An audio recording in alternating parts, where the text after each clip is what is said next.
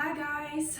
Okay, so today I'm going to teach you how to make your sourdough starter. And I've been getting a lot of questions about what type of flour people should use because flour is in short supply right now, which is a huge bummer. But I'm just going to preface by talking about flour. So ideally, I like to use a mixture of rye flour and all-purpose flour for my starter feedings. And so that's what this is it's just a mixture of the two, about equal parts of each one. But if you only have all-purpose flour, or if you only have spelt flour, or whatever flour you have on hand, as long as it's not bleached flour, that's gonna be totally fine for making your starter. So even if you just have all-purpose flour, you can still use that to make your starter, and it's gonna work out fine. It might take a couple more days than if you had some rye flour in there, but it'll totally work. So just know that it doesn't have to be rye flour and all-purpose flour. Anyways, a starter is basically the leavening agent for your bread. So rather than using instant yeast, this starter is a collection of wild yeast and bacteria that live on your hands. They live on flour, they live in the environment around you. And basically what you're doing is by mixing flour and water together, you're creating a culture and you're creating a living space for those bacteria and yeast to ferment and grow and expand. So it takes a little bit of time for these yeast and bacteria to really balance out and kind of grow happier and more alive. But it doesn't take that long. It's like 7 days before you are probably ready to make bread with your starter. So let's dive into how to make your starter. Basically, you just need to start with a little jar about this big, 10, 12 ounces, whatever this is. And you're just gonna start by adding 1/4 cup of water. And I use filtered water just to make sure that it doesn't have any chlorine or anything in it. If you have like a Brita, you could filter your water in that. Or if you know that your tap water is safe and pretty clean, then just use that. So we've got 1/4 cup water, and then we're gonna do about the same weight of flour, but we're not weighing this, so that equals about 1/2 cup of flour. So we've got, and see, I'm not super picky about my measurements as long as the consistency is okay. And you're trying to get like a thick pancake batter consistency. So I like to use my fingers to mix this because there are a lot of these little microorganisms that are gonna help your bread rise. Those live on your hands too. And so at least when I'm first starting out my starter, I like to just use my hands to kind of mix it all together. Pretty good. I'm just gonna add a little more water because it's a little bit thick.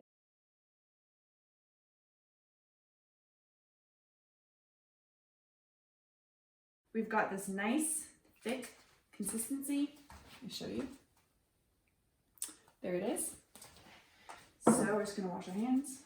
And then I just like to kind of scrape the sides so it doesn't get all dried up on the edges. Then you just loosely cover this with a kitchen towel, or if you have a lid, you can just stick the lid on, but don't screw it on. And we're just gonna let that sit literally for 2 days. You don't have to touch it for 2 days. I would say after the first day, maybe like pick it up, check it out. You might see some little bubbles appearing on the sides or on the top. And that just shows that the yeast and bacteria are starting to produce carbon dioxide and lactic acid. That's what's gonna make your sourdough sour and what's gonna help your bread rise are those little bubbles and the lactic acid that's being produced. So bubbles are a good thing. And this is a starter I started 2 days ago. And you can see, I don't even know if this is gonna work. You can see there's little bubbles in there. On the side, you can see some little bubbles. Yeah, it's looking pretty good. So this is only day 3 of the starter and I'm already seeing some activity. Okay, so this has been sitting just say this has been sitting for 2 days and the 2 days are up. That means it's time to feed our starter again. You'll notice when you smell it, it might smell a little bit pungent, it might smell a little bit acidic, kind of stinky, but that just means that all the microorganisms in here, the starter is just ready to be fed with fresh flour and water. So for a starter feeding, I'm going to show you with this guy because I have to feed him anyways. You're just going to dump out 80% of the starter. I just dump it down the sink. All right, so we dumped out 80%, and then we're just gonna refresh this guy with the same amount of flour and water that we started our starter with. So you just add about 1/4 cup of water.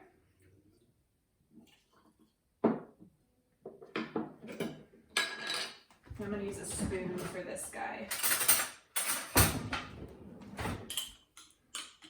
You just kind of mix together the starter with the water, dissolve the starter in there.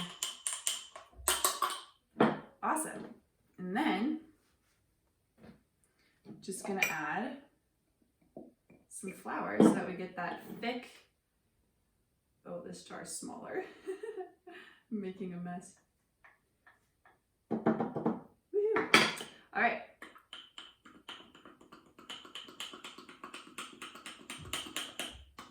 Awesome. So it's got that thick batter consistency. Like I said, I don't always measure it, like, kind of depends on the type of flour you're using. It's just important to get something that's kind of like, not dough, but just a thick batter. I keep saying that, but that's just what it is. You don't have to be too particular about it. As long as it's not like super runny and watery, you're fine. Okay, and then maybe smell it again after you feed it.